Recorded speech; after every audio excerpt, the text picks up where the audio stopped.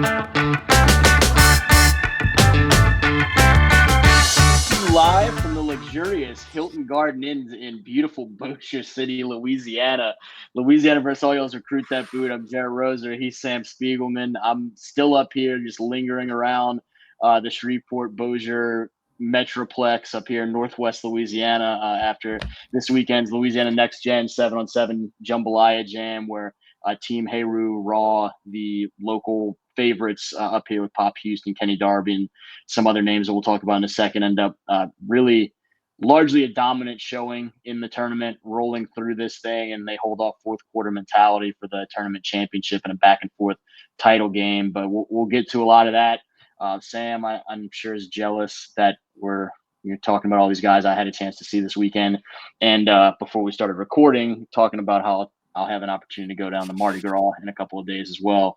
But Sam, how are you holding up despite all the FOMO on both ends of this week?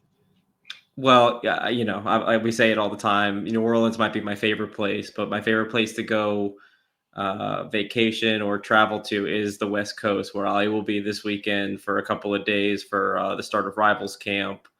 And then I will be back in my actual favorite city, even for 27, 28, 29 hours. That's more than enough to catch a couple of good meals, come home with a bellyache, and see what should be a fun Under Armour New Orleans camp next week with you, which will give us another topic for this podcast to go over. And yeah, I can't complain. I thought for a second there you were going to say your favorite place to vacation was Bossier City, where we've made the trip up this direction a time or two. But West You already Coast, know that's not true. You already know. West Coast is good too. I just continue to this stretch of Super Bowl to now a few days in Shreveport, living out of a hotel or a couple of hotels, and then going right into Mardi Gras, continue to absolutely wreck my start of the year diet situation. And so that's unfortunate, but we're diving into things just continuing to ramp up with this stretch we have going now. You talk about we'll both be at Under Armour next week, and then Battle New Orleans a week after that. The OT7 circuit ramps up. The Rivals camps are already ramping up heavily. And so just a lot going on in a hurry. And I was glad to get a chance to get up here this year for Jambalaya Jam, the second year they've done this tournament, and to see a really Louisiana-centric crowd out there in terms of some of the talent. And certainly the headliners, a couple of those guys I mentioned before, Pop Houston, the 2027 quarterback, his favorite target on the weekend, I believe, Kenny Darby from right across the river there at Airline High School, and also my first opportunity in person to see Pook Ellis playing some DB and some wide receiver, and none of them really disappointed. But I don't even know where to start, because you can say so many positive things about each of them, but I'll guess pick this one. The 2026 LSU commit, Kenny Darby, on Sunday in some bracket play, gets out there and starts playing corner and was absolute straps against some of these other really good wide receivers in the event. And so I don't know if you had a chance to see any of those clips or if you just saw us talking about it at any point, but Kenny Darby says if he's modeling himself after a cornerback right now, he's like a young Jalen Ramsey. So when I tell you that, what is your reaction to hearing his prowess this weekend, at least on the other side of the ball? Oh, Kenny. It's the off season of Kenny. I think, we've talked about it on the podcast at length, but it kind of, and we're going to, someone else we're about to talk about in Pop Houston, but let's start with Kenny. We talk about having just an incredible junior season, leading the state in receiving and putting together some of the best tape of anyone in Louisiana this past cycle. Obviously, Rivals ranked him after his junior season. I know the site that you work for is catching up now too. He's starting to put himself on the national spectrum of one of the best receivers in the country. And what he's doing, he's really starting to put together a really strong offseason as well. We talked about him being the top skill position player at Under Armour next in Dallas. And then at Jambalaya Fest. How did you eat this weekend? I'm sure incredible. Well, we'll get to that as well. But Kenny, some of the clips that you posted, some of the things that I saw, he just looks like he's continuing to be unguardable. Sometimes he had Pop Houston throwing to him, which is really an unfair advantage. But Other times I saw the quarterback just kind of lofted up and Kenny kind of taking care of the rest. And that's just showing some of that polish that we've been waiting to see from him in person. Does the tape line up to the in-person evaluation? Yes, and then some. I can tell you he's just continuing to ascend, and behind the scenes, a lot of that work is showing off. Kenny, his athleticism and his mentality, the competitiveness, how excited he was to get over there on defense, and he was not taking any of it lightly. He immediately jammed a receiver, 5 yards back behind the line, and was just really getting after it. And so he showed some things in terms of his overall athleticism, in his alignment and his competitiveness overall. But that's something I wrote in one of these articles, for whether it be the Bengal Tiger or for Prep Red Zone Louisiana, was, while that was all fun, that was well and good, it was, a nice highlight to the weekend. What he did in his natural role as a pass catcher was unreal and shouldn't be overlooked, because Pop really had opportunities to just heave that thing downfield, and Kenny Darby was going to go up over, at times, multiple guys, and come down with anything within his wide catch radius, and then have some fun dancing and celebrating it. On the Pop front, and I know you had a chance to talk to him or talk to his dad Sean at the end of this weekend, and just kind of update some of his upcoming recruiting travels. Pop, I thought, was great this weekend in terms of his balance of, at times, taking what defenses were giving him and making. He wasn't perfect, but I think he made fewer mistakes than probably any other quarterback there, and particularly for a guy that was willing to show some confidence in his arm and in his receivers, and take some shots and make some throws that few, if anyone else on hand, was going to make, in terms of getting the ball through some tight windows and things like that.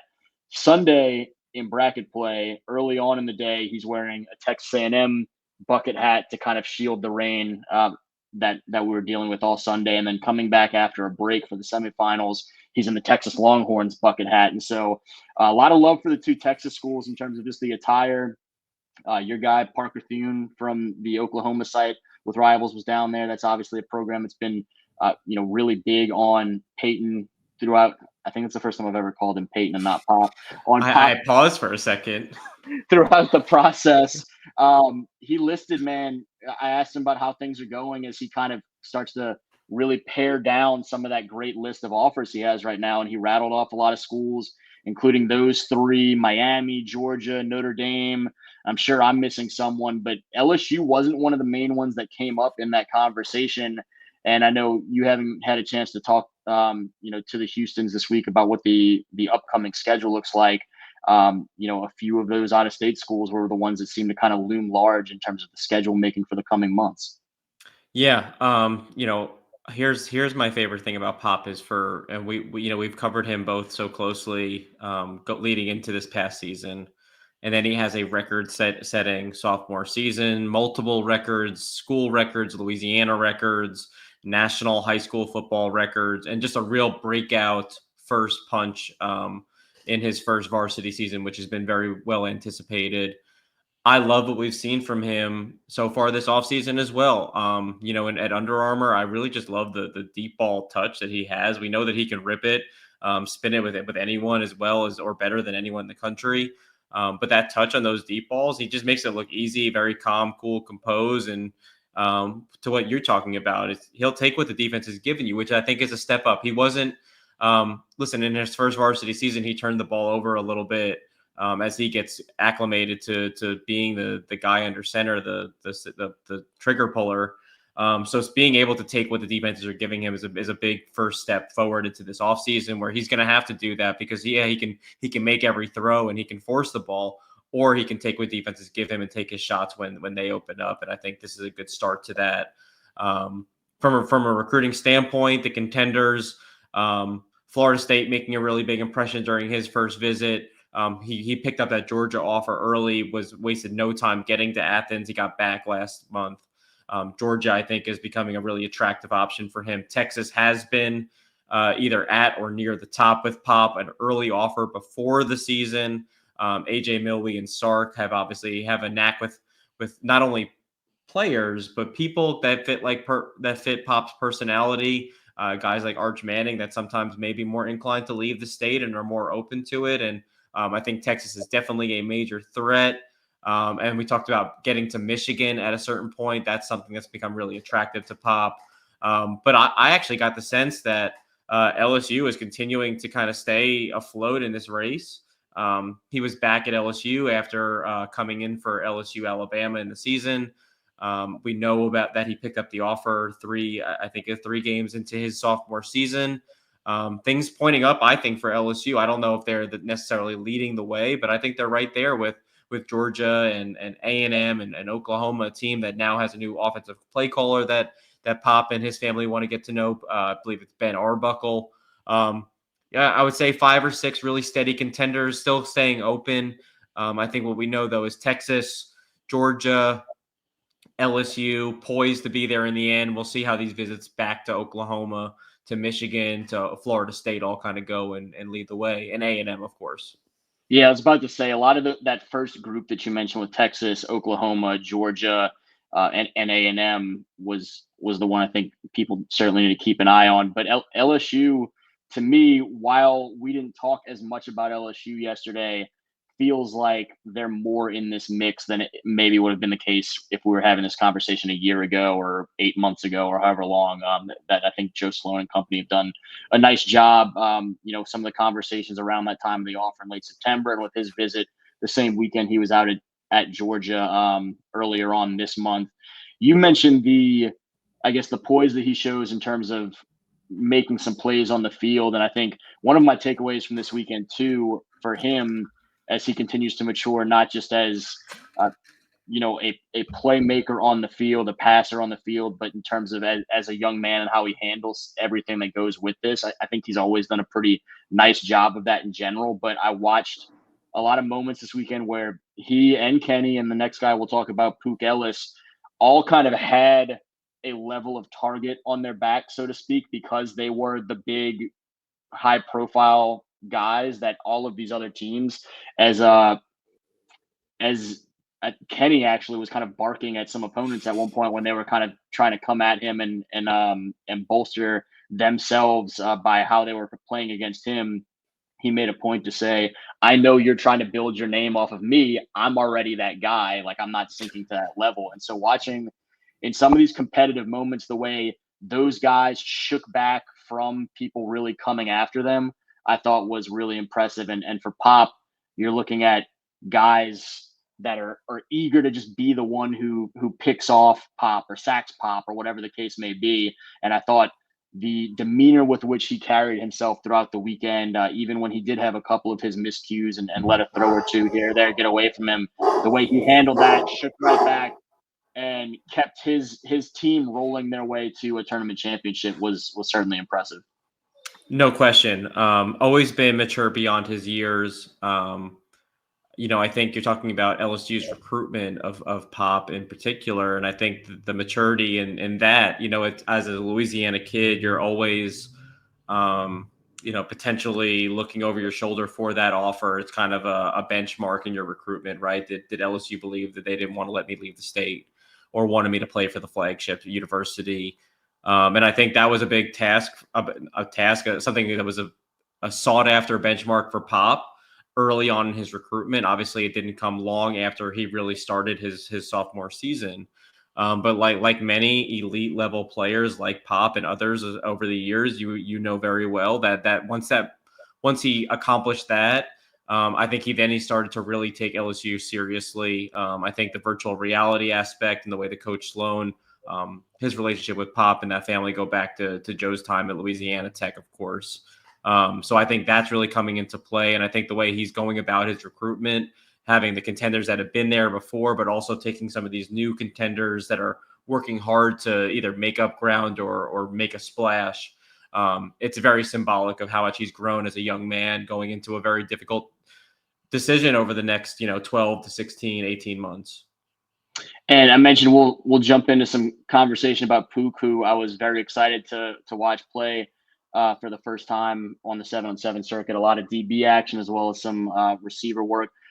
I think he was even bigger in terms of his frame than I was anticipating, and he played big. Certainly, his overall athleticism and his catch radius, whether he was going up and soaring for he ended up with 2 or 3 interceptions on the weekend, or when they throw him out there at wide receiver, and then suddenly you're trying to deal with Kenny Darby on one side and Pook Ellis on the other, knowing that they can go up over a receiver or two and make some big plays.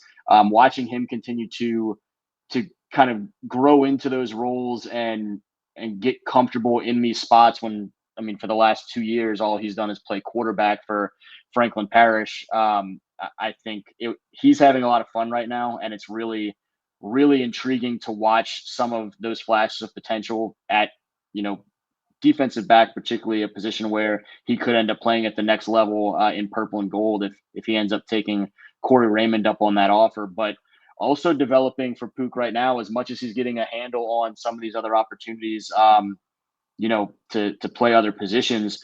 West Virginia has come into the mix, which is a place that is interested in him potentially as a quarterback. He has had Michigan State come into the fold and set an official visit date with him already very quickly on the heels of that offer. And now Florida State is kind of coming into the mix with him a little bit. They haven't made a move in terms of an offer, but they're trying to get him to come out their way and visit. And it sounds like there's some potential interest in him playing quarterback for the Seminoles if that relationship develops as such.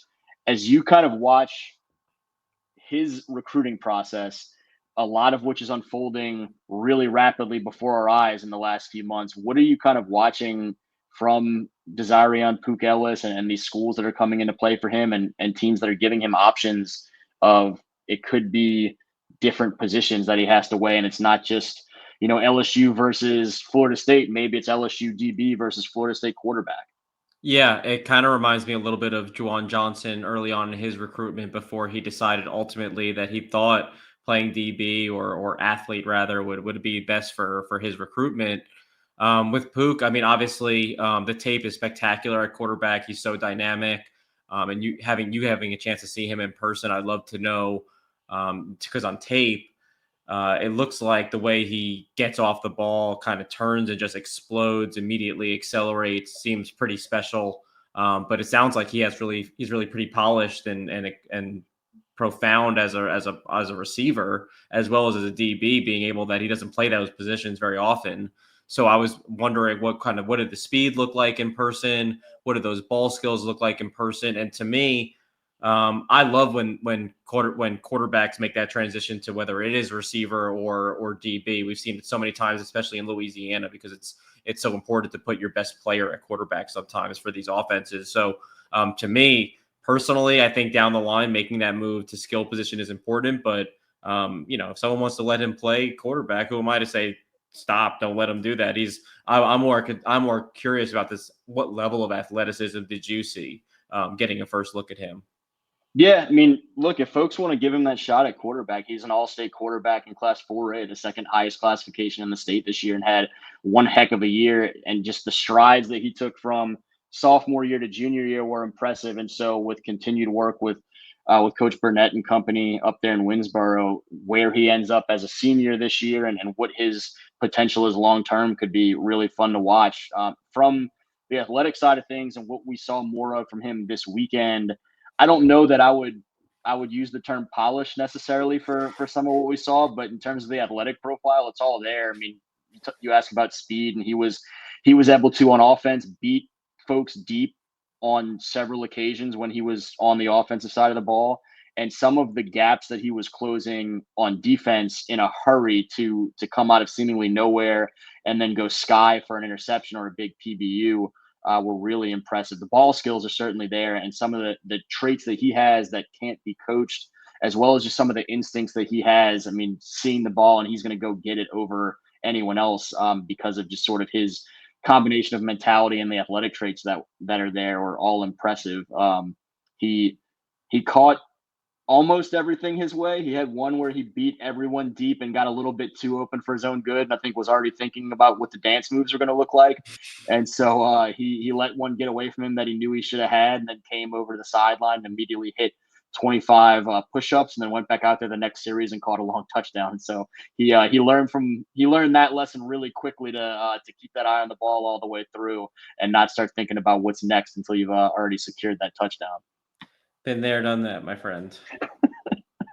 Um, I mean, Team Heru Raw in particular was phenomenal all weekend. I don't want to spend the entire time talking about all those guys, but I mean, the list goes on in terms of guys like Antonio Gladney, DeMarcus Evans, Jamarcia Plater, Trey Martin, Pook's 2027 teammate that just picked up his offer from Louisiana Tech to start his recruitment last week. A lot of accolades to go around. Their teammate Malik Credit, who was fantastic in some spots, a guy that was injured this past season as a junior, showed his ability to get open repeatedly, create some late separation, and come up with big catches from Pop Houston all weekend. But there were certainly some other notables. Want to shout out a couple of the guys for that fourth quarter mentality team. The quarterback Cole Bergeron, the 2026 quarterback from St. Thomas More, who just today picked up his Cajuns offer, the hometown Cajuns there. He's got an Indiana offer now since some coaching changes. His connections are out at UCLA, and so he's looking for potentially that relationship to develop further with the Bruins. Oklahoma State's been in the mix. He was out there throwing the ball all weekend to Braylon Kale, the all-state honorable mention running back and returner for Cecilia, but a really fantastic downfield pass catcher in the spring right now, as well as Roderick Tesano Jr., a guy from Opelousas Catholic we talked about last week, who was out there making one-handed touchdown grabs, one-handed interceptions. Just anywhere you put him, he was covering ground with that speed and long, lean frame of his and showing some of his ball skills. When you look at, we can focus right now for fourth quarter, that trio of Lafayette area guys from the 26s and Cole Bergeron, Roger Tesano, and the 27 and Braylon Kale. Your thoughts on them right now? Again, obviously didn't get a chance to see him this weekend, but certainly three guys you're super familiar with. Yeah, I've always been a fan of Cole. Obviously, STM has a long lineage of producing quarterbacks year in and year out from the state, and Cole has always kind of caught my eye. And I love seeing UL extend that offer today. I think that would be an excellent fit for him. Do I think he could potentially play beyond at a higher level? Yeah, but in today's world, I think that if he can do it at UL, maybe that would be the first step. But I've really been impressed with him and what I've seen from him at various spots. He's a very high level game manager. He's very quick, quick, smart decision maker, which is a good base to start from at that position. Roderick is one of my favorite receivers in the state, obviously this year. He's not on that same level as Jabari and Kenny, but he's that next tier down, which is a very good tier to be in. I know that Tulane loves him. I'm super intrigued by him. Reminds me of the exact same intrigue when Keon Coleman was at OC. Just someone you really need to eyeball. And I was super envious, probably the most, that you got to see Rod this weekend, and he came up with some big baller catches. He's someone that we're going to be evaluating very close this offseason and into his senior season to see where he fits big picture in the state. But very good, talented, high upside receiver. OC always produces some dogs. And then on to Braylon. Braylon, obviously, we just got to see him in the state championship game not too long ago. We have him as a top 100 athlete because, like you said, he's really good as a pass catcher. I don't know if he's going to do that at the next level. You see him on the field play running back, play a little bit of linebacker, return kicks, punts, catch passes. What can he do? He does everything. He's a jack of all trades. Personally, I do think he's going to end up on the defensive side of the ball, which I love the athletic profile that he can do special teams and play, off the ball linebacker or will linebacker, or potentially just be that big safety or a big nickel for you. He's just a very good football player, very high floor. And I love seeing him in these settings dominate, because I don't care what position he plays at. If you dominate, then you dominate, and we'll find a spot for you on the football field. Another guy in that sort of conversation who was out there for the Louisianimals this weekend, another Lafayette area guy that we like an awful lot, Chance Babineau, who has played all over the field for Karen Crow High, has played every field and court you could possibly play pretty much, and still have any time to sleep in between for Karen Crow High, a guy that's, been a fantastic football, basketball, baseball, and track athlete for the Golden Bears. He was out there this weekend making plays both sides of the ball, particularly on offense. There was a stretch Sunday where it's raining, and early on in bracket play, it seemed like everyone was having trouble catching anything beyond just kind of a short, quick, easier catches. Anything downfield was kind of an adventure, to say the least. And at some point, Chance showed, I'm going to catch everything thrown my way. And he had coaches shouting to one another, essentially, just tell him to throw that ball to Chance Babineau. He's the dude out there making plays, and that was kind of the case for Chance all weekend long. He's someone that it had a lot of his recruitment had been more quiet for a stretch there than I think we had really anticipated. But now he seems like he's trying to make sure to put himself out there and get himself some more opportunities here in his final high school offseason.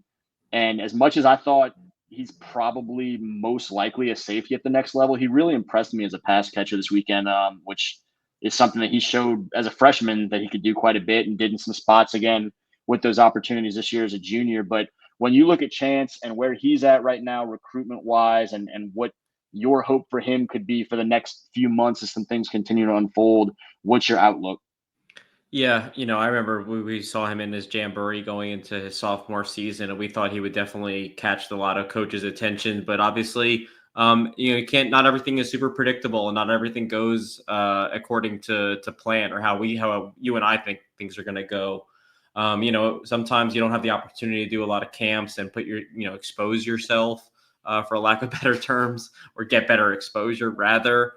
Chance has played quarterback for Karen Crow.